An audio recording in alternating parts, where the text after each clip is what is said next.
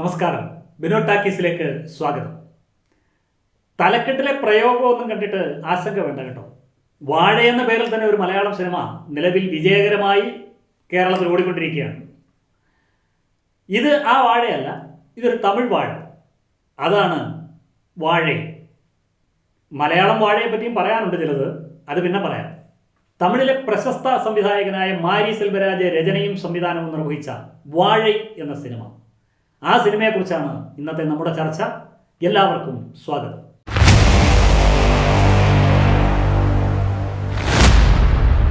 എന്താണ് ഈ വാഴ എന്ന സിനിമ എന്ന ചോദ്യത്തിന് ഈ സിനിമയുടെ സംവിധായകൻ ശ്രീ മാരി സെൽവരാജ് പറഞ്ഞ മറുപടിയാണ് സത്യത്തിൽ ഈ സിനിമ കാണാൻ എന്നെ പ്രേരിപ്പിച്ചത്.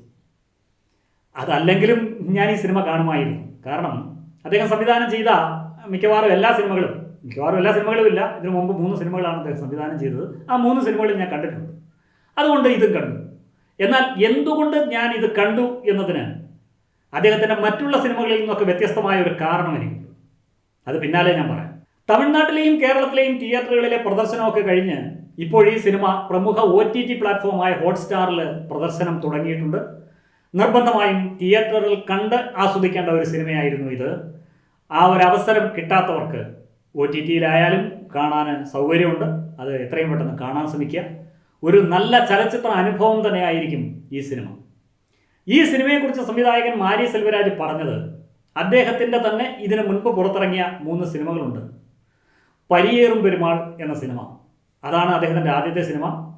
പരിയേറും പെരുമാൾ എന്നാൽ അശ്വാരൂഢനായ ദൈവം, അല്ലെങ്കിൽ ഈ കുതിരപ്പുറത്തെത്തുന്ന പെരുമാൾ എന്നൊക്കെയാണ് അർത്ഥം.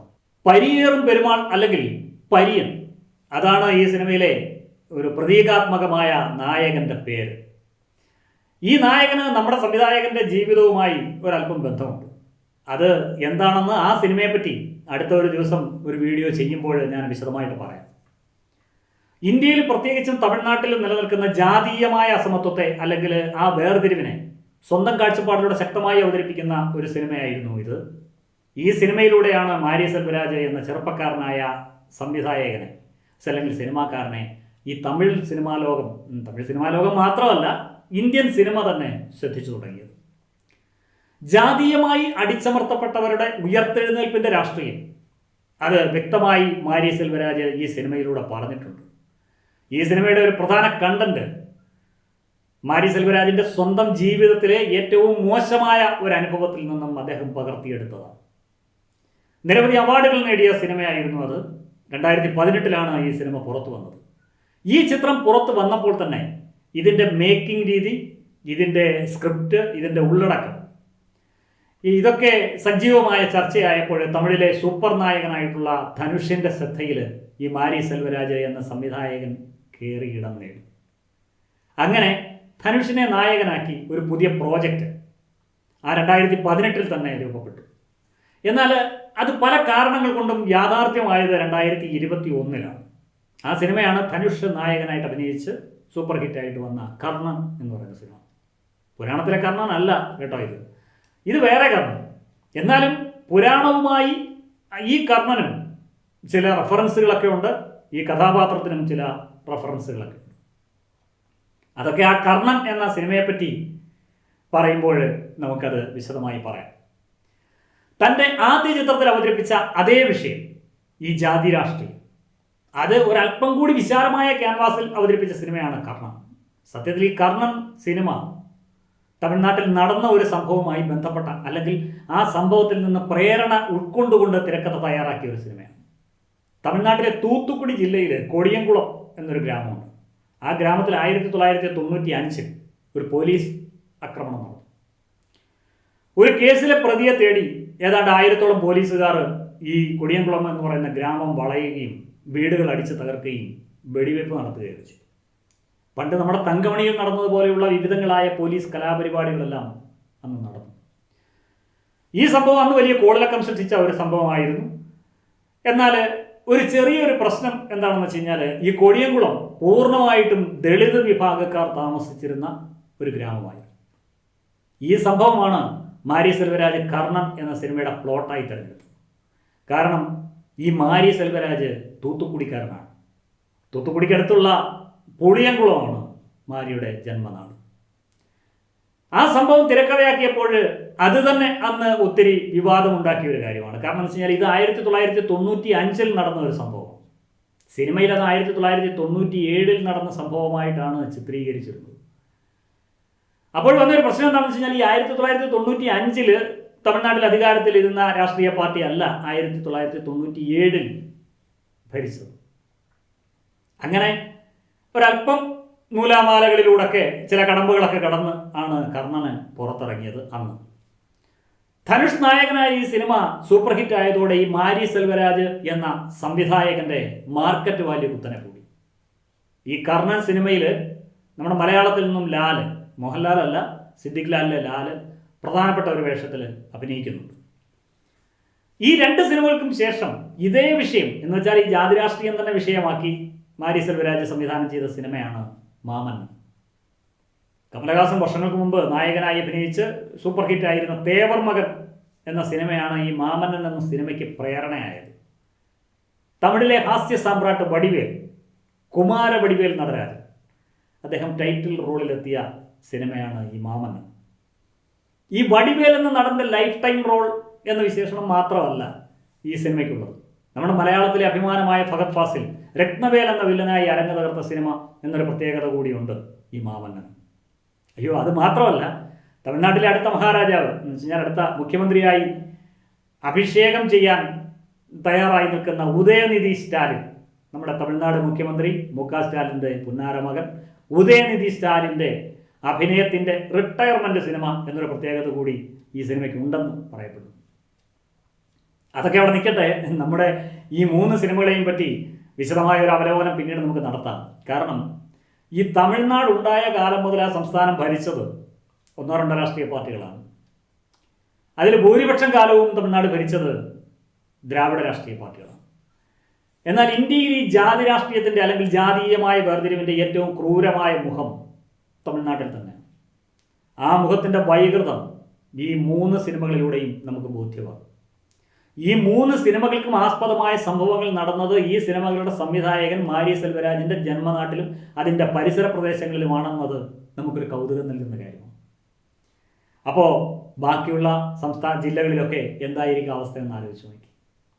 നമ്മുടെ കേരളത്തിനൊന്നും സങ്കല്പിക്കാൻ കഴിയാത്ത രീതിയിലുള്ള ജാതിക്കളിയാണ് തമിഴ്നാട്ടിൽ നടക്കുന്നത്. ആ ജാതിക്കളി പച്ചയ്ക്ക് കാണിച്ച് സിനിമയാക്കി അത് വിറ്റ് കാശുണ്ടാക്കുന്നതും ഈ ദ്രാവിഡ രാഷ്ട്രീയ പാർട്ടിയുടെ നേതാക്കന്മാർ തന്നെ. എന്നിട്ട് പറയുന്നത് എന്താണ്? വലിയ ദ്രാവിഡ മുന്നേറ്റമൊക്കെയാണ് പറയുന്നത്. അതുപോലെ തന്നെ നവോത്ഥാനം. ഞാൻ രാഷ്ട്രീയം പറഞ്ഞതല്ല കേട്ടോ. കുറേ കാലം തമിഴ്നാട്ടിൽ ജീവിച്ച ഒരനുഭവവും തമിഴ് രാഷ്ട്രീയം മനസ്സിലാക്കിയ അറിവും വെച്ച് അത് മനസ്സിൽ വന്നതുകൊണ്ടാണ് പറഞ്ഞു പോയത്. അതൊക്കെ പോട്ടെ, നമുക്ക് വാഴയിലേക്ക് തന്നെ മടങ്ങി വരാം. ഈ പറഞ്ഞ സിനിമകളെല്ലാം സംവിധാനം ചെയ്ത മാരി സെൽവരാജ് സംവിധാനം ചെയ്ത 4ാമത്തെ സിനിമയാണ് ഈ വാഴ. ഇനി എന്താണ് ഈ വാഴ ഈ സിനിമയുടെ പ്രത്യേകത? മാരി സെൽവരാജിൻ്റെ പുറത്തു വന്ന 3 സിനിമകളും പോലെ ഇതിലെയും വിഷയം ജാതി തന്നെയാണ്. എന്നാൽ ഈ സിനിമയിൽ മാരി പറയുന്നത് ജാതി മാത്രമല്ല, നമ്മുടെ സമൂഹം ശ്രദ്ധിക്കേണ്ട നിരവധി വിഷയങ്ങൾ വാഴയിലൂടെ വാഴയിലയിൽ പൊതിഞ്ഞ് നമുക്ക് മുന്നിൽ വെക്കുകയാണ് മാരി സെൽവരാജ് എന്ന സിനിമാക്കാരൻ. ഞാൻ ആദ്യം പറഞ്ഞ സിനിമകൾ, അതായത് ഈ മാരി സെൽവരാജ് എന്ന സംവിധായകൻ്റെ പരിയേറും പെരുമാൾ, കർണൻ, മാമന്നൻ തുടങ്ങിയ സിനിമകൾ ഈ ചലച്ചിത്ര ലോകം ചർച്ച ചെയ്തപ്പോൾ ആ ചർച്ചകളിൽ സ്വാഭാവികമായും ഒരു ചോദ്യം കൂടി ഉയർന്നു വന്നിട്ടുണ്ടാകും. ആരാണ് ഈ മാരി സെൽവരാജ്? തീർച്ചയായും അത് സ്വാഭാവികമാണ്. ഒരു സിനിമ ശ്രദ്ധിക്കപ്പെടുമ്പോൾ അല്ലെങ്കിൽ വിജയിക്കുമ്പോൾ എല്ലാ ചർച്ചകൾക്കും ശേഷം ആ സിനിമയുടെ സംവിധായകനെ പഠിക്കാൻ സിനിമാ ലോകം തയ്യാറാകും അല്ലെങ്കിൽ ശ്രമിക്കും. ആദ്യത്തെ സിനിമ നിരവധി പുരസ്കാരങ്ങളൊക്കെ വാരി നിറയ്ക്കുകയും 2ാമത്തെ സിനിമ ഒത്തിരി കോടികളൊക്കെ വാരിക്കൂട്ടുകയും ചെയ്തപ്പോൾ ഈ 2 വിഭാഗം സിനിമാക്കാർക്കും ഇടയിൽ ഈ മാരി സെൽവരാജിൻ്റെ പേര് അടയാളപ്പെട്ടു. കലാമൂല്യമുള്ള സിനിമയും കച്ചവട മൂല്യമുള്ള സിനിമയും. ഇതിനെ രണ്ടിനെയും രണ്ടായി തന്നെ വിജയകരമായി തന്നെ ഒരുപോലെ കൈകാര്യം ചെയ്യാനും ഇത് രണ്ടും ഒരുമിച്ച് കൈകാര്യം ചെയ്യാനും കഴിവുള്ള ആളാണ് ഈ മാരി സെൽവരാജ് എന്നത് വ്യക്തമായപ്പോൾ പലരും ചോദിച്ചു തുടങ്ങി, ആരാണ് ഈ മാരി സെൽവരാജ്? ആ ചോദ്യത്തിനുള്ള മറുപടിയാണ് വാഴ എന്ന ഈ സിനിമ എന്നാണ് മാരി സെൽവരാജ് പറഞ്ഞത്. ഞാൻ ആരാണെന്നും ഞാൻ എവിടെ നിന്ന് വരുന്നുവെന്നും ഞാൻ തന്നെ പറയാൻ ആഗ്രഹിച്ചത് കൊണ്ടാണ് വാഴ എന്ന സിനിമ ഉണ്ടായത് എന്നാണ് മാരി സെൽവരാജ് പറഞ്ഞത്. അതാണ് ഈ സിനിമ കാണാൻ എന്നെ പ്രേരിപ്പിച്ചത്.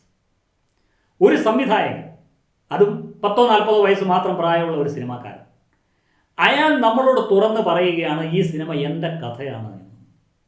അപ്പോൾ ആ കഥ കേൾക്കാൻ നമുക്കൊരാകാംക്ഷ ഉണ്ടാവുമല്ലോ. കാരണം അയാളുടെ ഏതാണ്ട് 40 വർഷം മാത്രം പഴക്കമുള്ള കഥയാണ് പറയാൻ പോകുന്നത്. അയാളുടെ ജീവിതം, അയാളുടെ ബന്ധുക്കൾ, അയാൾ ജനിച്ച വളർന്ന, അദ്ദേഹം ഈ നിലയിലെത്തിയ സാഹചര്യം, ആ കാലഘട്ടം, അതൊക്കെ നോക്കുമ്പോൾ അത് ഈ ബ്രിട്ടീഷുകാർ ഇന്ത്യ ഭരിച്ച കാലഘട്ടമൊന്നുമല്ലല്ലോ. അത് നമുക്ക് കൂടി പരിചയമുള്ള കാലഘട്ടം. എന്നാൽ നമുക്കത് പരിചയമാകുന്നത് ഈ മാരി സെൽവരാജ് പറയുമ്പോൾ, അത് കേൾക്കുമ്പോൾ നമ്മൾ മൂക്കത്തെ വിരൽ വെച്ച് പോകും. നമ്മൾ കൂടി ജീവിച്ചിരിക്കുന്ന ഒരു കാലഘട്ടത്തിൽ നമ്മുടെ ഇന്ത്യയിൽ, എന്തിന് ദൂരെ എങ്ങും പോകണ്ട, നമ്മുടെ തമിഴ്നാട്ടിൽ തൂത്തുക്കുടി എന്ന് പറയുന്ന ജില്ലയിൽ, അവിടെയാണ് ഈ കഥ നടക്കുന്നത്. അല്ല, ഈ കഥ നടന്നത്. ഈ സിനിമയുടെ സംവിധായകനായ മാരി സെൽവരാജിൻ്റെ ജീവിതവുമായി ഈ സിനിമയ്ക്ക് ബന്ധമുണ്ട് എന്നല്ല, അദ്ദേഹത്തിൻ്റെ ജീവിതം തന്നെയാണ് ഈ സിനിമ. പ്രിയമുള്ളവരെ, ഈ സിനിമയുടെ കഥയെപ്പറ്റിയോ അതിൻ്റെ മറ്റുള്ള വിശേഷങ്ങളോ ഞാൻ പറയാൻ ആഗ്രഹിക്കുന്നില്ല. കാരണം ഈ സിനിമ, അത് ഞാൻ പറഞ്ഞല്ലോ, ഇപ്പോൾ ഹോട്ട്സ്റ്റാറിൽ പ്രദർശിപ്പിച്ചുകൊണ്ടിരിക്കുകയാണ്. ഈ സിനിമയുടെ രുചി നിങ്ങൾ ഒരു മുൻവിധിയുമില്ലാതെ തന്നെ രുചിച്ച് അറിയുക. പൊൻവേൽ രാഹുൽ എന്നീ 2 കുട്ടി നടന്മാരാണ് ഈ സിനിമയിൽ വേഷം ചെയ്തിരിക്കുന്നത്. ഒപ്പം നമ്മുടെ മലയാളത്തിൽ നിന്നും നിഖില വിമൽ പൂങ്കൊടി എന്ന സ്കൂൾ ടീച്ചറായും, തമിഴ് നടന്മാരായ കലയരശന്, സതീഷ് കുമാർ, പത്മന്, പിന്നെ നടിമാരായ ദിവ്യ ദുരൈസ്വാമി, ജാനകി അമ്മാൾ, അവരോടൊക്കെ ഒപ്പം മാരി സെൽവരാജിൻ്റെ ഗ്രാമത്തിലെ നിരവധി ഗ്രാമീണരും ഈ സിനിമയിൽ വേഷം ചെയ്യുന്നുണ്ട്. ഈ സിനിമയുടെ ഓരോ ഘടകവും അത് പ്രത്യേകം എടുത്ത് വിശകലനം ചെയ്യേണ്ട കാര്യമൊന്നുമില്ല. ഇന്ത്യൻ സിനിമയിൽ ഒരു പുതിയ മാറ്റത്തിൻ്റെ കാറ്റ് തമിഴ് സിനിമകളിലൂടെ ആരംഭിക്കപ്പെടുന്നു എന്നതിന് വാഴയും ഒരു ഉദാഹരണമാണ്. തീർച്ചയായും ഈ സിനിമ നിങ്ങളെ പൂർണ്ണമായി തൃപ്തിപ്പെടുത്തും. നാളെ മറ്റൊരു സിനിമയുടെ വിശേഷവുമായി വീണ്ടും കാണാം. എല്ലാവർക്കും സ്നേഹാദരം.